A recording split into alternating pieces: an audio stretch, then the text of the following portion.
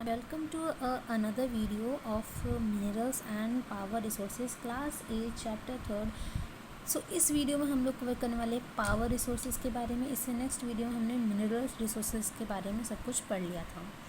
Sunny's mother began her day by switching on the geyser. Sunny की mother ने अपना दिन की शुरुआत में गीज़र को ऑन किया। She iron Sunny's school uniform before waking up him. उसके जगने से पहले उसकी माँ ने उसकी स्कूल की यूनिफॉर्म को भी प्रेस करके रख दिया था। She then rushes to the kitchen to prepare the glass of orange juice from him in the blender. और उसने अब उसका जब ये दोनों काम ख़त्म हो गए तो वो गई किचन में ऑरेंज जूस बनाने के लिए। Sunny have you finish taking bath. Sunny तुमने नहाना कंप्लीट कर लिया है। Come and have your breakfast. आ जाओ अपना ब्रेकफास्ट खा लो। उसकी माँ ने कहा। While preparing breakfast on the gas stove for Sunny. जो क्या कहते हैं सनी का ब्रेकफास्ट कहाँ पे बना रही थी? गैस पे बना रही थी। While going to school Sunny forget to switch off lights and fans. School जाते वक्त सनी लाइट और पंखे को बंद करना भूल गया, जो कि बहुत गलत बात है। When mother switch them of she think that life in the cities may be more comfortable, but its dependency on more and more gadgets of all which consume energy has led to a wide gap between the demand and the supply. उसकी mummy ने सोचा कि जो cities में लोग रहते हैं उनकी लाइफ बहुत कंफर्टेबल है, बट उनकी लाइफ पूरी डिपेंड है गैजेट्स पे जो कि एनर्जी को कंज्यूम करती है।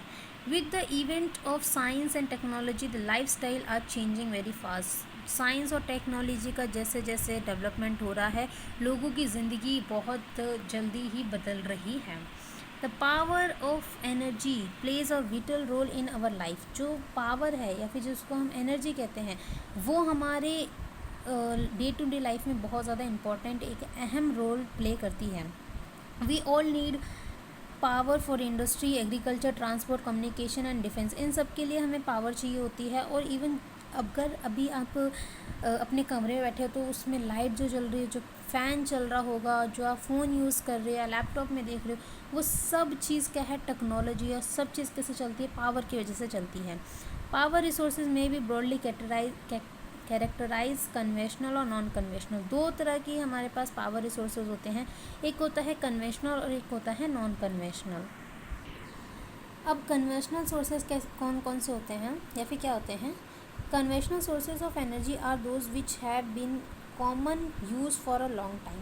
कन्वेंशनल सोर्स ऑफ एनर्जी वो एनर्जी है जो कि हम लोग कॉमनली यूज़ करते हैं काफ़ी लंबे समय से, जैसे कि firewood and fossil fuels are two main conventional energy sources. तो ये दोनों, फायरवुड जो आप आग जलाते हैं और फॉसल फ्यूल जो आप फ्यूल्स यूज़ करते हैं, ये दोनों कैसे हैं? कन्वेंशनल एनर्जी सोर्सेज हैं। देखो, कन्वेंशनल एनर्जी सोर्सेज काफ़ी टाइम से यूज़ हो रहे हैं, बट ये क्या है? थोड़े से पोल्यूटिंग ज़्यादा है। ठीक है। फायरवुड को देखते हैं। It is widely use for cooking and heating, जो कि आपके घर में चूल्हों पे खाना बनता है, तो ये उसके लिए काम आते हैं। लकड़ियाँ बेसिकली, मतलब तो लकड़ियों से ये, तो लकड़ियाँ जो होती हैं उनको जला के जो हम एनर्जी प्रोड्यूस करते हैं उसको हम कहते हैं firewood. In our country more than 50% of the energy use by the villagers come from the firewood. क्योंकि गाँव में देखो हर काम चूल्हे पे होता है, वो चूल्हे के लिए जो लकड़ियाँ चाहिए वो उस चूल्हे के लिए जो लकड़ी लगाते हैं, हम आग लगाते हैं, उसको ही हम कहते हैं फायरवुड एनर्जी। तो 50% ऑफ द एनर्जी गाँव में किस चीज़ पे डिपेंड है? फायरवुड पे डिपेंड है। Remains of plants and animals which were buried under the earth for millions of years got converted by the heat and pressure into fossil fuels. तो काफ़ी सारे साल पहले जो प्लांट्स और एनिमल्स बर्डेड हो चुके हैं अर्थ सरफेस के अंदर, वो कन्वर्ट हो जाते हैं फॉसल फ्यूल में due to the heat and pressure. उसको हम कहते हैं fossil fuel. Fossil fuel such as coal, petroleum, natural gas are the main source of conventional energy. तो जो हमारे फॉसल फ्यूल हैं, जैसे कि हमारे पेट्रोल हो गया, नेचुरल गैस हो गया, कोयल हो गया, ये सब मेन सोर्स क्या हैं? किसके हैं? कन्वेंशनल एनर्जी के हैं। The reserves of each energy are limited. इनके जो रिजर्व हैं ये लिमिटेड हैं। The rate at which the growing world population is consuming them is far greater than the rate of their formation. So they are likely to be exhausted सून।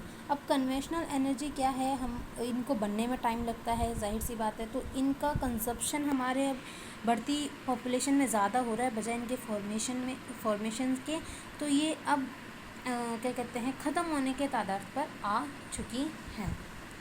तो आगे बढ़ने से पहले हम एक बार इस टेबल पे भी नज़र मार लेते हैं। देखो, ऑयल ये क्या है, कन्वेंशनल सोर्स ऑफ एनर्जी है।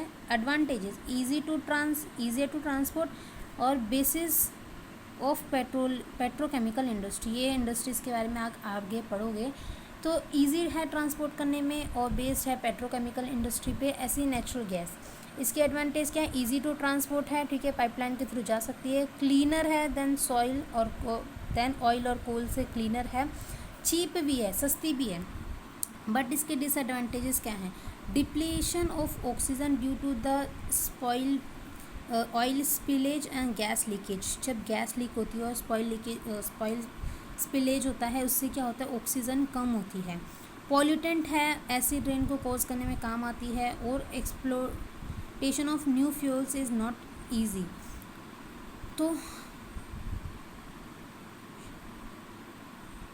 और न्यू फ्यूल्स का एक्सप्लोरेशन भी आसान नहीं है, ठीक है। तो ये इसके डिसएडवांटेज है, ये दोनों इसके एडवांटेज है। तो डिसएडवांटेज मेनली तो ये हमारे ऑक्सीजन को ही डिप्लीट करने में सहायक है, तो इसलिए ये बहुत नुकसानदायक है हमारे लिए। अब दूसरा कन्वेंशनल सोर्स ऑफ एनर्जी है फायरवुड। इसका एडवांटेजेस क्या है, ईजीली एक्सेसिबल, सिंपल सी बात है भाई, जंगल में जाओ, लकड़ी काटो, लकड़ी को आग लगाओ, जो कि सब लोग माहिर होते हैं, और उससे जो एनर्जी बनेगी वो आपकी फायरवुड एनर्जी हो जाएगी। Provide energy to a large number of people, और उस चूल्हे से आप पूरे दिन का काम कर लेते हो, तो क्या कहते हैं, और काफ़ी लोग काम करते हैं, तो ये काफ़ी ज़्यादा लोगों को क्या करती है, एनर्जी देती है। डिसएडवांटेज देखा जाए तो collection of time consuming, time पहले लकड़ी काट के लाना ही बहुत ज़्यादा टाइम कंज्यूमिंग हो जाता है। पॉल्यूटिंग, जो उसका धुआं होता है बहुत ज़्यादा पोल्यूशन फैलाता है। और जो उसका धुआं होता है उसमें से जो CO2 निकलती है, जो कि इम्पैक्ट करती है, ग्रीन हाउस इफ़ेक्ट को बढ़ावा देती है। और सबसे बड़ी बात वो क्या करती है, डिफॉरेस्टेशन करती है। नेक्स्ट है कोल। एक्सटेंसिवली अवेलेबल कोल बहुत आसानी से मिल जाता है। जो आपने लकड़ी को आग लगाई उसके बाद जो वो कोयला बच जाता है उसी को कोल कहते हैं। एफिशिएंटली कंजर्वेशन टू इलेक्ट्रिसिटी को, मतलब कोल से इलेक्ट्रिसिटी इजीली प्रोड्यूस की जा सकती है। डिसएडवांटेज क्या है, वही पॉल्यूटिंग है, बल्कि टू ट्रांसपोर्ट, बहुत भारी होता है ट्रांसपोर्ट करने के लिए। ठीक, वैसे ही दूसरे पे आते हैं हाइड्रो पावर। इसके एडवांटेजेस क्या है, नॉन पॉल्यूटिंग है, प्रमोट इरिगेशन एंड फिशिंग, ये इस चीज़ को प्रमोट करता है, चीप भी होता है। डिसएडवांटेजेस क्या है, इसको जब आप हाइड्रो पावर प्लांट लगाते हो तो आपको आसपास के काफ़ी सारे एरियाज़ को लोगों को क्या करना पड़ता है, डिस्प्लेस करना पड़ता है। तो डिस्प्लेसमेंट इधर होती है, इनएडुकेट लो लाइंग रीजन है, और एक्सपेंसिव होता है ये हाइड्रो पावर प्लांट को सेटअप करना। अब हम कोल के बारे में पढ़ते हैं। Coal is the most abundant found fossil fuel. Coal होता है बहुत इजीली अवेलेबल होता है और बहुत ज़्यादा मात्रा में भी आपको मिल सकता है। It is use as a domestic fuel के तौर पे इसको यूज़ करते हैं। Domestic fuel in the sense कि घर घर पे आपको मिल जाएगा। In industry such as iron and steel, steam engines and to generate electricity, इन सब जगहों पे इसका यूज़ होता है। Electricity from coal is called thermal power. Thermal power क्या होती है, जब आप कोल से इलेक्ट्रिसिटी बनाते हैं उसे हम कहते हैं thermal power. The coal which we are using today were from millions of years ago. जो हम कोयल आज यूज़ कर रहे हैं वो उसने बनने में मिलियंस ऑफ ईयर एगो का टाइम लिया था, मतलब मिलियंस साल पहले वो बना था और आज हम उसको यूज़ कर रहे हैं। और आज अगर हमने कोल बनेगा तो आज से आने वाली मिलियन साल वाली जनरेशन उस कोल को यूज़ कर सकती है। When grand ferns and swamps got buried under the layer of earth. कैसे बनता है, जब वो जो फॉर्म्स होते हैं, सैम्स होते हैं, वो जब क्या कहते हैं हमारे अर्थ क्रस्ट में बरेड होते हैं, उससे कोल बनता है। Coal is therefore refers to as a buried sunshine. Coal को हम क्या कहते हैं, बरेड सनशाइन कहते हैं। The leading coal producer of world are China है, USA है, जर्मनी है, रशिया है, साउथ अफ्रीका है और फ्रांस है। The coal producing area of India is Raniganj, Jharia, Dhanbad, Bokaro इन झारखंड। तो इंडिया का याद कर लो तो ज़्यादा अच्छा है। है ना। पेट्रोलियम को देखते हैं।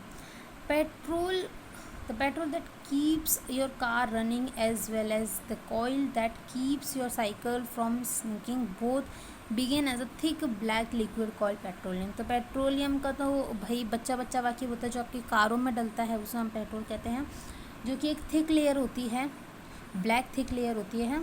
It is found between the layers of a rock and is drilled from oil field located in of शोर एंड कोस्टल एरिया। कहाँ पाए जाते हैं? एक तो ऑफ शोर्स में पाया जाता है और कोस्टल एरिया में पाया जाता है। और कैसे पाए जाते हैं?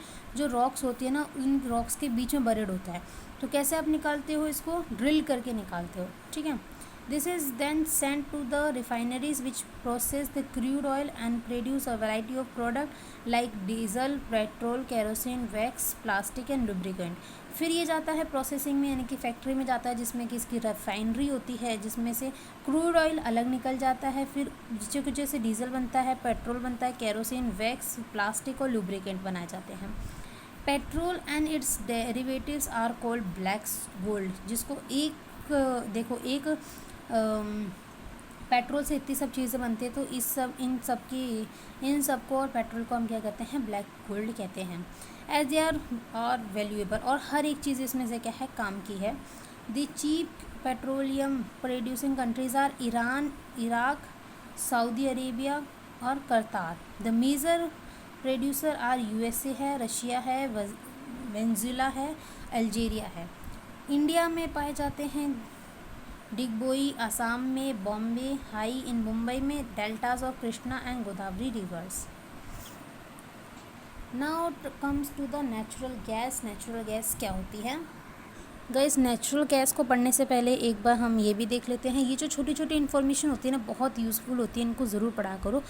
पेट्रोलियम वर्ड ड्राइव हुआ है पेट्रा से, जिसका मतलब होता है रॉक, और ओलियम मतलब होता है ऑयल। तो इसका मतलब क्या बन गया? Rock oil. तो पेट्रोलियम का मतलब क्या होता है? Rock oil. So let's start with the natural gas. Natural gas is found with a petroleum deposit and is released when crude oil is brought to the surface. Natural gas कहाँ पाई जाती है? जहाँ पे पेट्रोलियम का deposit होता है और release होती है जब क्रूड ऑयल को हम उस सरफेस से निकालते हैं। It can be use as a domestic and industrial fuel, दोनों तरह से आप यूज़ कर सकते हो। Russia, Norway, UK, Netherland and the major producer of natural gas हैं। इन इंडिया आपको जैसलमेर में मिल जाएगी, कृष्णा गोदावरी डेल्टास पे, त्रिपुरा पे, और some area of offshore in Mumbai having natural gas resources. इधर सबको आपको नेचुरल गैस मिल सकती है, अभी मिलती है। Very few countries in the world have sufficient natural gas reserve of their own. बहुत कम ऐसी कंट्रीज़ हैं हमारे वर्ल्ड में जो कि नेचुरल गैस को रिजर्व करके रख सकती हैं। The sharp increase in our consumption of fossil fuels has led to their depletion at an alarming rate। जैसे जैसे हमारा कंजप्शन बढ़ रहा है फॉसल फ्यूल्स का, तो वो क्या कर रहा है? Consumption of fossil fuel had lead to their depletion. जैसे जैसे हमारा कंजप्शन बढ़ रहा है फॉसल फ्यूल का, वो नेचुरल गैस को डिप्लीट करने में काम आ रहा है, जो कि एक अलार्मिंग रेट पे पहुंच चुका है। The toxic pollutant release from the burning this fuels are also a cause of concern. जब हम फॉसल फ्यूल जलाते हैं, जो लकड़ी फायरवुड जलाते हैं, उससे क्या होता है? पोल्यूशन होता है। तो वो पोल्यूशन की वजह से जो हमारा इन्वायरमेंट चेंज हो चुका है, तो वो भी एक बहुत बड़ा क्या बन चुका है? कंसर्न बन चुका है। Uncheck burning of fossil fuel is like a uncheck dripping tap which will eventually run dry. Uncheck अगर हम उसको सही तरह से यूज़ नहीं करेंगे, अनचेकली मतलब अंधाधुन यूज़ करेंगे, तो वो किस चीज़ के बराबर है? जब आपने पानी, जो टपकता हुआ पानी है ना, रंडे, उसके बराबर है। This has lead to the tapping of various non conventional source of energy that are cleaner alternative of fossil fuels. तो इन सबसे पता चलता है हमारे पास फॉसल फ्यूल्स ईजीली तो अवेलेबल है, बट वो बहुत ज़्यादा पॉल्यूटिंग है और उसको यूज़ करने में हमारा नुकसान है। मतलब क्या कहते हैं, एक तो बनने में बहुत ज़्यादा टाइम लेता है और ऊपर से पॉल्यूटिंग है। ईजीली एक्सेसिबल है माना, लेकिन उसके जो नुकसान हैं वो थोड़े से ज़्यादा हैं और हमारे एनवायरनमेंट को हार्म करने वाले हैं। अब डू यू नो देख लेते हैं। कंप्रेस्ड नेचुरल गैस CNG, जो आपका ऑटोज़ वगैरह में आजकल डलते हैं, it is a popular eco friendly automobile fuel as it cause less pollution than petrol and diesel. ये एक अच्छा ऑप्शन है, बेस्ट ऑप्शन है अपने पेट्रोल और डीजल को रिप्लेस करने के लिए, क्योंकि ये लेस पोल्यूटिंग होता है, लेस पोल्यूशन करता है। तो सीएनजी क्या होता है हमारा, compressed natural gas. Another non conventional source of energy के बारे में देखते हैं, वो है हाइड्रल पावर। हाइड्रल पावर नाम से समझ होता है, हाइड्रो मतलब होता है पानी। तो जो पानी से पावर हम जनरेट करते हैं उसको हम कहते हैं hydel power. The rain water और river water store in dam is made to fall therefrom height. जो रेन वाटर होता है उसको हम क्या करते हैं, एक डैम की मदद से क्या करते हैं, स्टोर करके रखते हैं। The falling water flows through the pipe inside the dam over turbine blades place at the bottom of the dam.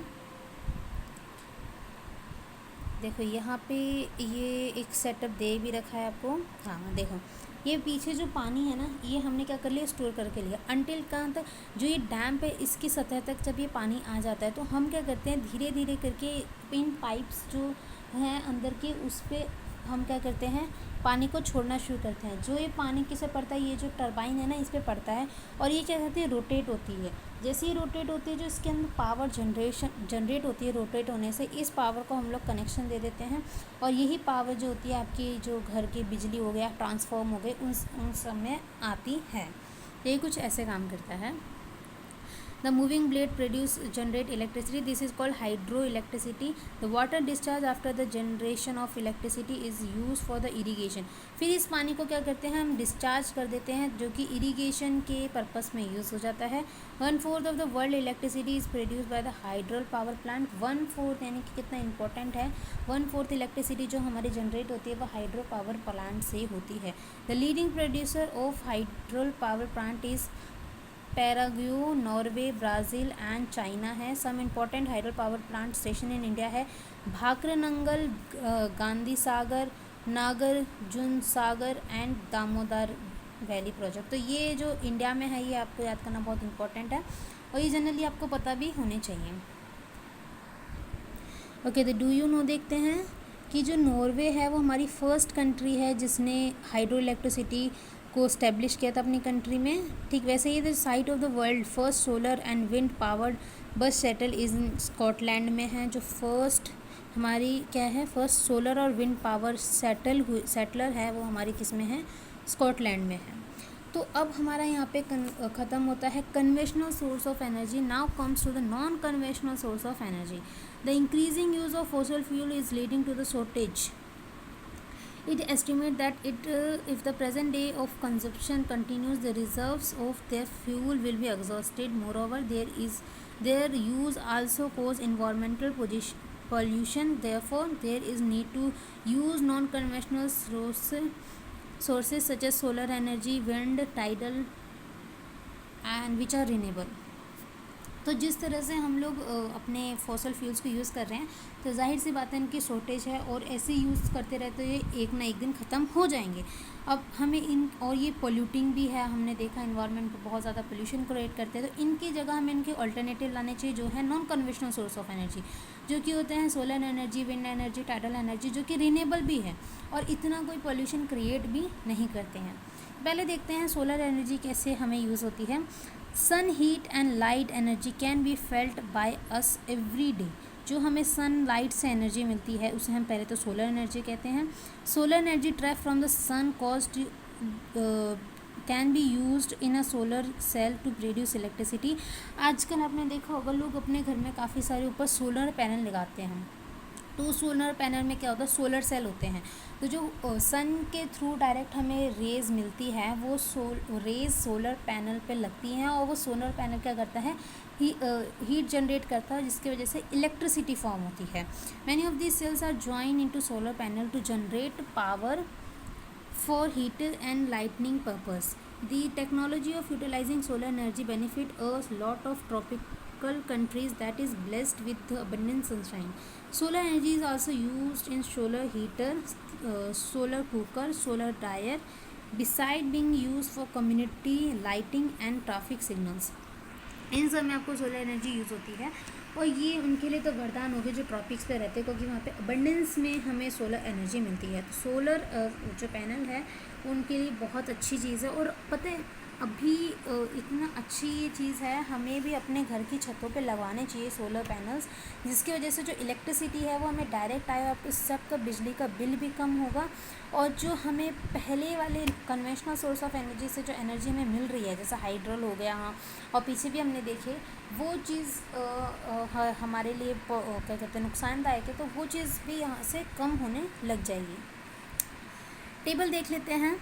Wind energy के एडवांटेजेस क्या है? नॉन पॉल्यूटिंग है, सही सी बात है। Low cost production of electricity one setup, इसके ज़्यादा खर्चा भी नहीं, एक बार आपने सेटअप कर दी तो इतनी जल्दी ये नहीं कि आपको बार बार मतलब उसका मेंटेन करने की ज़रूरत है। सेफ़ है, क्लीन है। डिसएडवांटेज क्या? नॉइज़ पोल्यूशन फैलाएगी, ये डिसएडवांटेज है।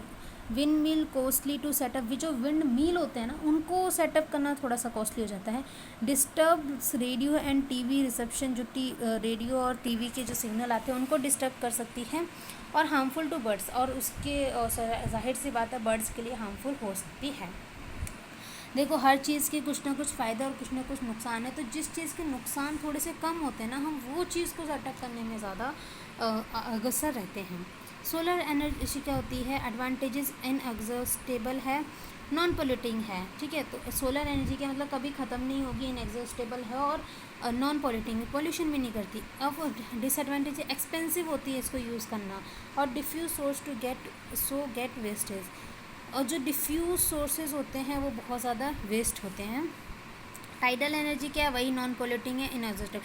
ये सब जितनी भी एनर्जी है हमारी नॉन कन्वेंशनल, वो एक तो इनएग्जॉस्टेबल है, यानी कि ख़त्म नहीं होती। अब लाइट सोलर एनर्जी, सोलर मतलब जो सन से रेस आ रही है वो तो कभी ख़त्म नहीं होएगा, तुम रहो ना रहो, सूरज तो रहेगा ही रहेगा, पानी रहेगा, हवा रहेगी, तो ये सब चीज़ें कभी ख़त्म होने वाली नहीं है, और साथ साथ पॉल्यूटिंग भी नहीं है। तो ये सब, तो इन सब में देखो, आप सब में देखोगे ना, ये लगभग आपको एडवांटेजेस मिल ही जाएंगे।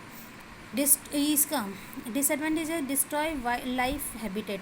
टाइडल एनर्जी क्या करती है? वाइल्ड लाइफ हैबिटेट, जो वाइल्ड लाइफ जानवर होते हैं उनकी हैबिटेट को डिस्टर्ब कर सकती है। डिफ़िकल्ट टू हार्नेस, डिफ़िकल्ट है हार्नेस के लिए।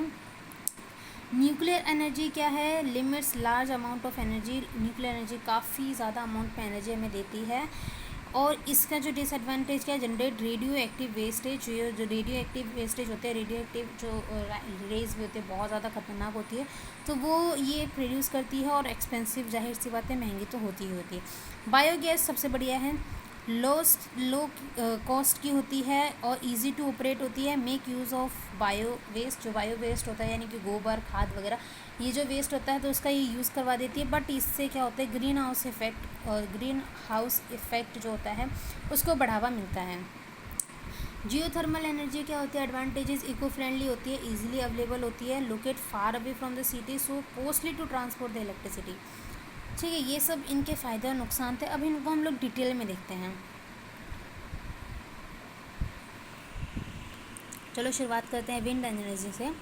Wind is an exhaustible source of energy, जैसा कि मैंने बताया कभी ख़त्म होने वाली नहीं है।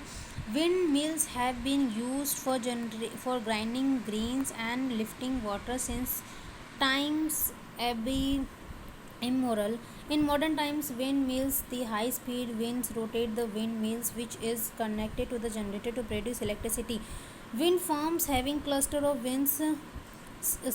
of such windmills are located in a coastal region and the mountain pass where strong and steadily wind blow. देखो विंड मिल होते क्या हैं, मैंने इसलिए एक ही बार में पढ़ दिया ताकि मैं आपको एक ही बार में बता दूं। विंड मिल जैसे आपके पास कोई भी, ये ज़्यादातर कहाँ लगाए जाते हैं? कोस्टल रीजन पे लगाए जाते हैं, इन द माउंटेन पासेस, जहाँ पे बहुत ज़्यादा अमाउंट में या फिर बहुत अच्छी खासी हवा चलती है वहाँ पे। तो यहाँ पे ऐसे क्या करते हैं ये लोग, एक ऐसे विंड मिल लगा देते हैं, जो कि आपने देखे भी होंगे, अगर हो सके तो मेरी ड्राइंग पे मत जाना। ऐसे ये लोग क्या लगाते हैं? विंड मिल लगा देते हैं, जिसकी वजह से, जो कि किससे कनेक्ट कर देते हैं? जनरेटर से कनेक्ट कर देते हैं। अब जैसे ये विंड मिल घूमेगा, इधर सारी जो भी एनर्जी प्रोड्यूस हो रही है वो रोटेशन से हो रही है, तो जैसे ये विंड मिल घूमेगा ना तो क्या होगा? इलेक्ट्रिसिटी प्रोड्यूस होगी, और जिसकी वजह से हमारे को इलेक्ट्रिसिटी मिल सकती है। नेक्स्ट हम देखते हैं nuclear power. Nuclear power is obtained from energy stored in the nuclei of atoms and naturally occurring radioactive elements like uranium, thorium. Nuclear power तो थोड़ी ख़तरनाक है, और ये क्या कहते हैं, जो न्यूक्लियाई एटम के अंदर से जो एनर्जी हमें मिलती है, जो कि रेडियो एक्टिव एटम होता है यूक्रेन और थोरियम का, उससे जो हमें एनर्जी मिलती है उसे हम न्यूक्लियर पावर कहते हैं। ये थोड़ी सी एक्चुअली रेडियो एक्टिव होती है, इसलिए ख़तरनाक होती है, इसको थोड़ा सा यूज़ करना। These fuels undergo nuclear fission in nuclear reactor and emits power.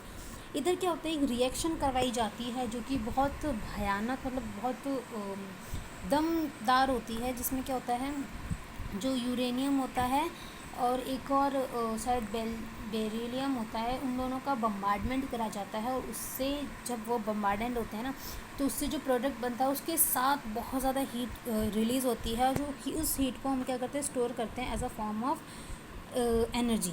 ठीक है, दिस फ्यूल अंडरगो, ये तो हो गया। The greater producer of nuclear power, ये जो हमारा यूएसए है, यूरोप है, और इंडिया में हमारे पास राजस्थान है, झारखंड है, हैव डिपॉजिट यूरेनियम, इधर क्या है, यूरेनियम है। Thorium find in large quantity in the monazite sand of Kerala. Nuclear power station in India locate है कलपप्पम इन तमिलनाडु, तारापुर इन महाराष्ट्र, राणा प्रताप सागर इन कोटा राजस्थान में जो है, और नरोरा इन उत्तर प्रदेश एंड काईगंगा इन कर्नाटका। ठीक है, तो ये थोड़ा सा ख़तरनाक होता है। जियो थर्मल एनर्जी के बारे में देखते हैं। Heat energy obtain from the earth. Geo जहाँ पे आ गया, मतलब कि अर्थ की बात हो रही है, तो जियो थर्मल यानी कि जो कोल जलने पे एनर्जी निकल रही थी, तो जो जियो यानी कि थर्मल यानी कि हीट, ये समझ लो आप सीधी सी बात, और जियो यानी कि अर्थ। तो जो earth obtain heat release from the earth, और उससे जो एनर्जी बनती है उसे हम कहते हैं geo thermal energy. The temperature in the interior of the earth rises steadily as so we go deeper. जैसे जैसे हम अर्थ के अंदर जाते हैं तो हमें पता है हमारा टेम्परेचर बढ़ता है। Sometimes this heat energy may surface itself in the form of hot springs.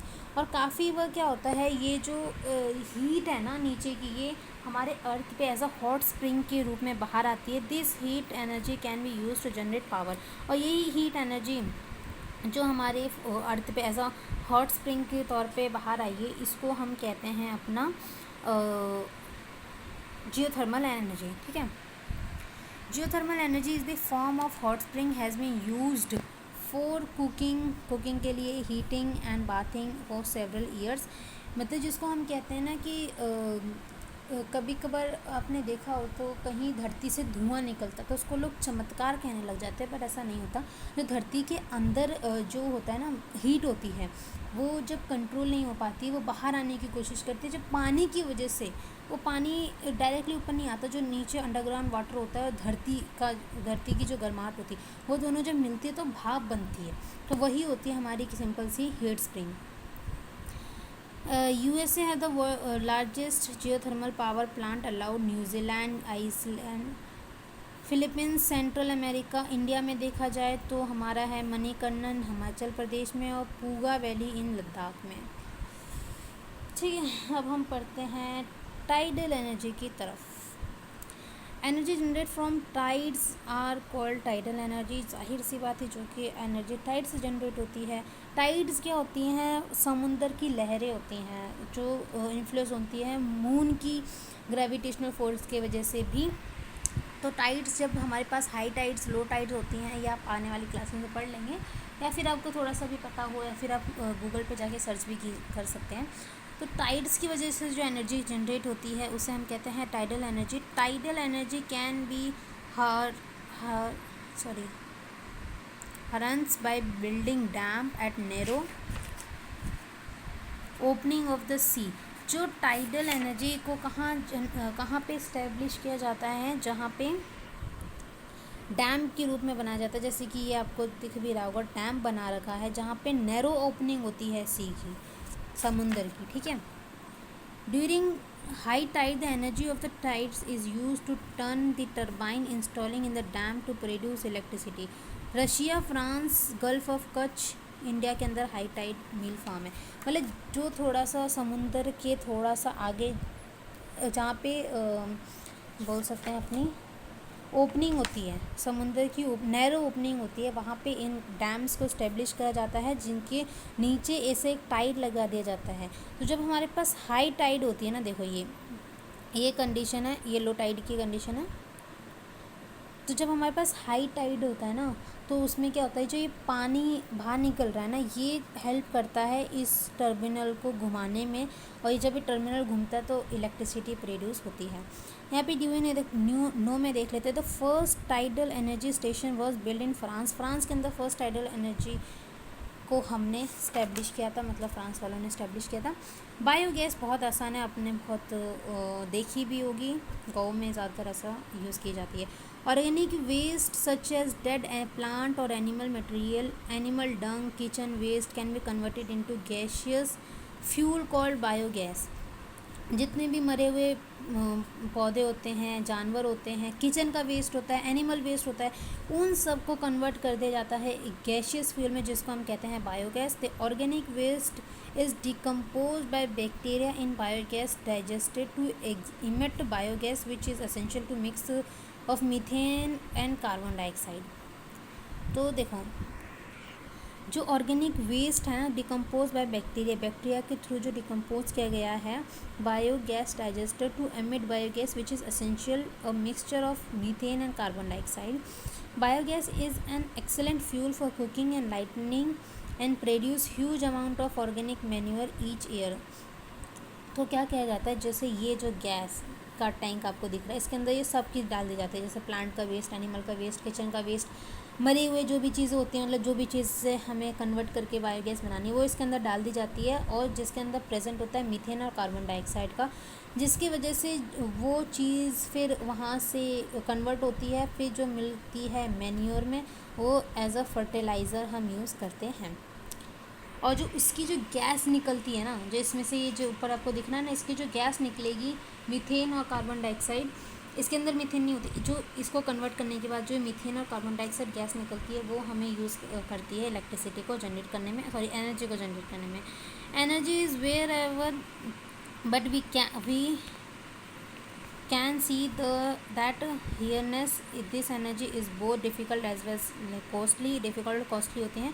each one of us can make a difference by not wasting energy is saved is energy generate, act now and make brighter energy future।